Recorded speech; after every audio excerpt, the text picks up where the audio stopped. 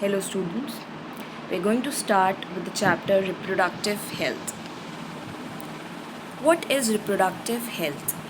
It is a state of physical, emotional, behavioral, and social fitness for leading a reproductive life.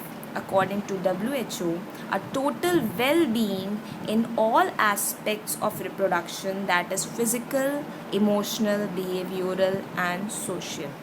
So, a person is said to be reproductively healthy only when they are physically, emotionally, and behaviorally fit enough. Reproductive health problems and certain strategies taken by the government are as follows. India was amongst the first countries to initiate the action and plans to attain total reproductive health as social goal. These programs were named as family planning programs and was initiated in 1951. Improved programs covering reproduction related areas are still in operation and are named as reproductive and child health care programs.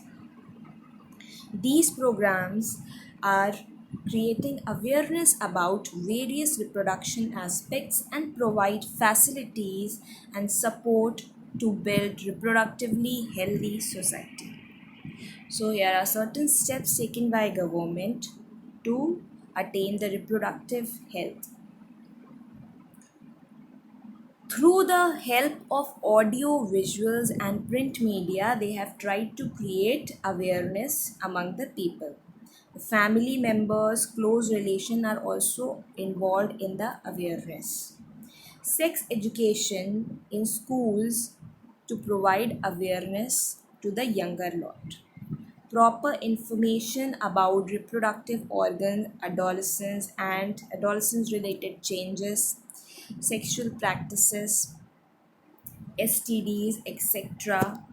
was the information being provided to the students, to the adolescents, as well as there were certain camps being organized in which the people were being made aware about it, educating the people about the birth control options, the care of pregnant women, postnatal care of mother and child, importance of breastfeeding, equal importance to both male and female child was being transferred among the rural people and in the camps being organized.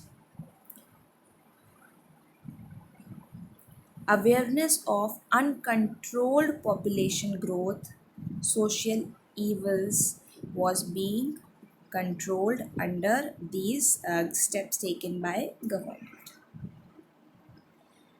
Implementation of certain action plans under which they were providing the medical assistance to control the sexually transmitted diseases and to provide contraceptive methods to solve the problem of contraception among the population.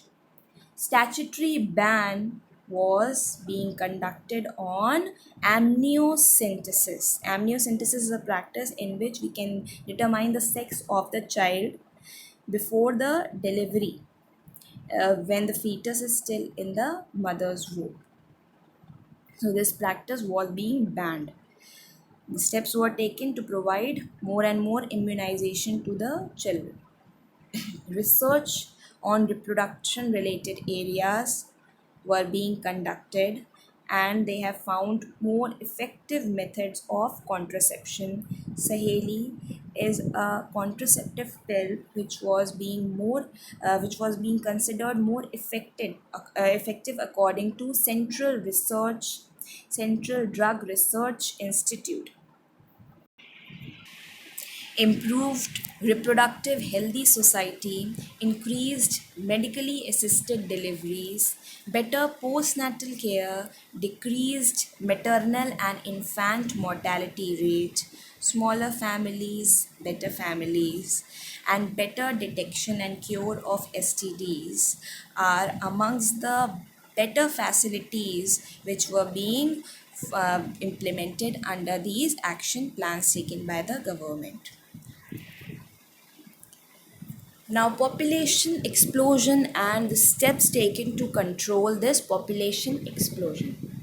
Increase in size and growth of the human population is called population explosion. Indian population was around 350 million at the time of independence and has crossed 1 billion by May 2000. This alarming growth has led to scarcity of basic requirements like food, shelter, and clothing. The reason for high population explosion are decline in death rate, longer lifespan, decline in maternal mortality rate, and decline in infant mortality rate. Mortality rate means death rate. So, decline in infant death rate has led to population explosion. Some religious belief against the birth control. The religious belief according to which they believe that the male child is more preferable as compared to the female child, because if they get the female child, they are the practice of a dowry. They have to go through the practice of a dowry. Now, the lack of reproductive health knowledge has also led to population explosion, according to which they were unaware about the methods of contraception, and has led to increase in population. Some steps which were taken to overcome this population explosion are as follows: motivate the smaller families using the contraceptive methods, aware them about the concept of hum do hamare do.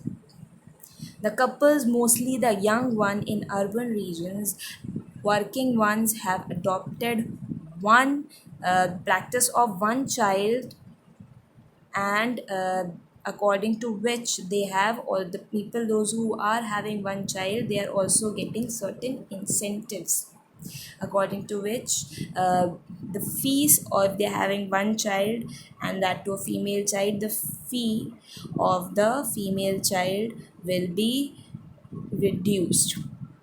They get certain incentives by the government according to the plans made by government to control the population. Statutory raising of marriageable age, which was made 18 years for female and 21 years for male.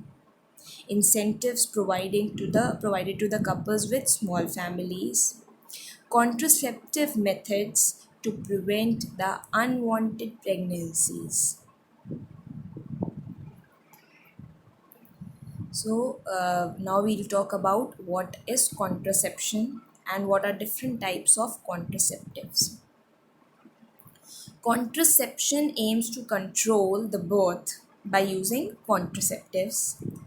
So, the prevention of the fertilization of ovum during sexual intercourse is called contraception. This process is called contraception, and the methods and the techniques of adopting this method is by contraceptives. An ideal contraceptive should be user friendly, easily available, effective, and reversible with no or least side effects. So, different types of contraceptives are as follows. First one is natural or traditional method. Natural or traditional method. Next is the barrier method. Third one is intrauterine device. Fourth is oral contraceptives. Fifth, injection and implants. And the sixth one is the surgical method. We start with the natural or traditional method first. It works on the principle of avoiding the chances of ovum and sperm to meet.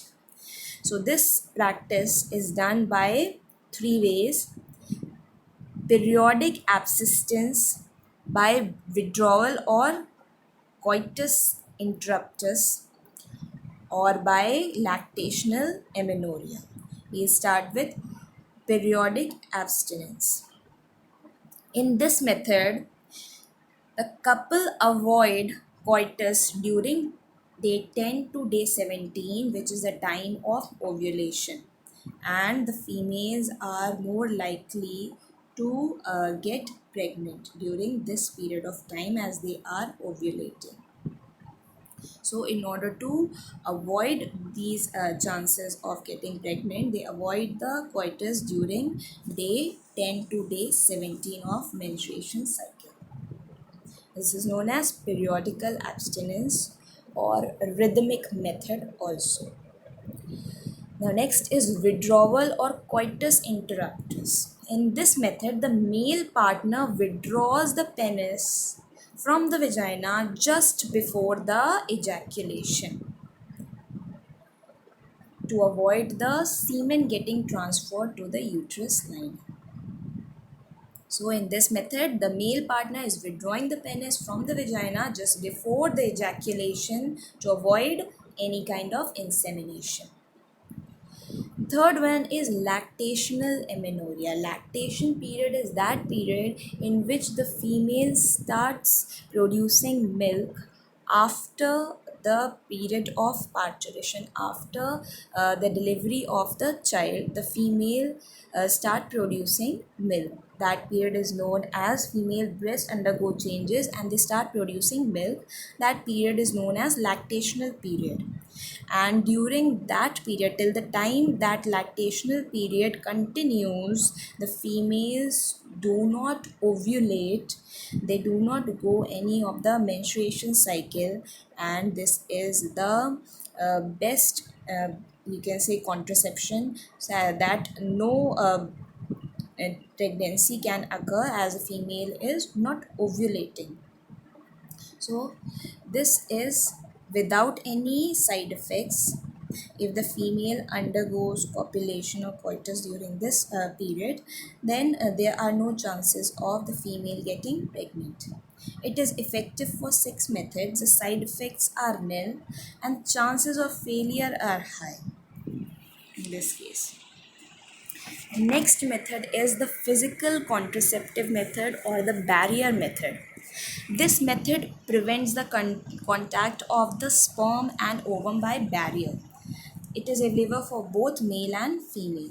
The first barrier is the condoms.